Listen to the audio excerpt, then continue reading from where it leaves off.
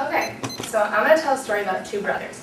Now these brothers lived on this really nice island. Their dad built this really nice house on this island, and it was really sturdy and it was really big, and the guys found security in their home.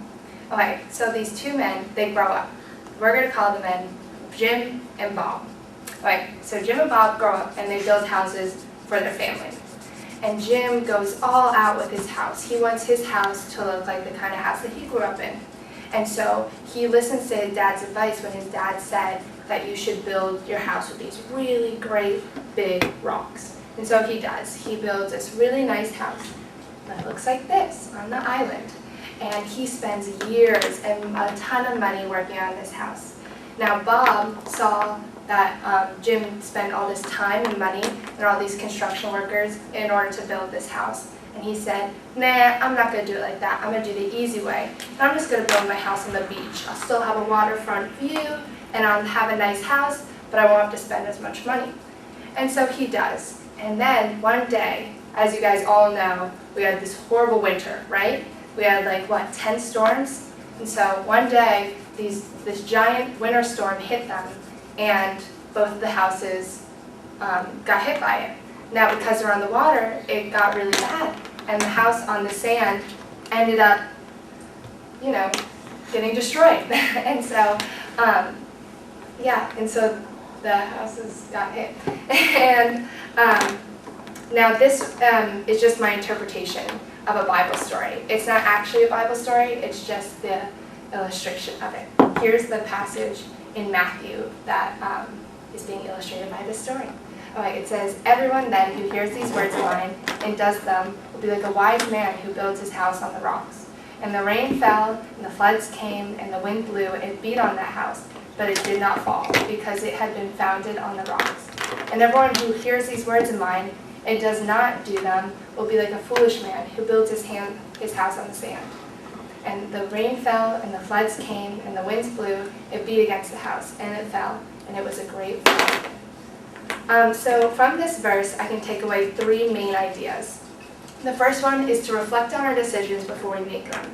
The second one is the importance of following God's way, not just out of obligation, but out of love and trust. And the third one is that life is going to give us storms no matter what. Okay, so the first idea. So Jim, he did not think about his decision that much. He didn't take into consideration the reasons why his dad suggested to build a house on the rocks. He built it out of his own selfish ambitions to save money. Now, Bob, he spent a lot of time and reflection on why he should build his house on the rocks. This reflects how God wants us to live. We're supposed to think about our decisions and meditate on them and pray to God for guidance. We should also look for mentors, like how these sons had their father as a mentor in order to have us really reflect and come up with a good decision. The second point that's being illustrated in this passage is the importance of following God's way, not just out of obligation, but out of love and trust. Neither of the sons had to follow what their dad's advice was. Their dad wasn't making it so that they had to do exactly what he said. But Jim followed what his dad said because he trusted his words and loved all the kind of environment that he was brought up in. Now the same goes for how God wants us to live.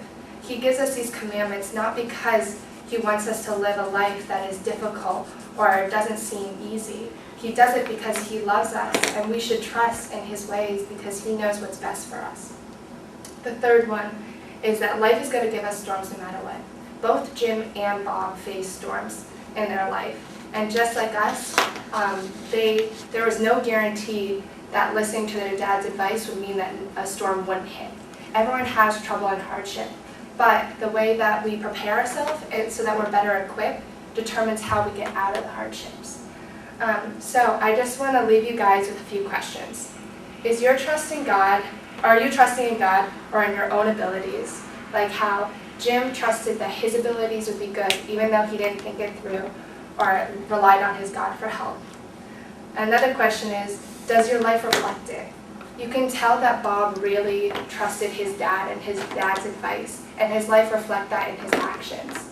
And the last one, are you prepared to fully rely on God through the storms? We're going to have storms, and do you think that your life is in a way that lines up with God's ways? That way you can be better, be equipped to go through the storms.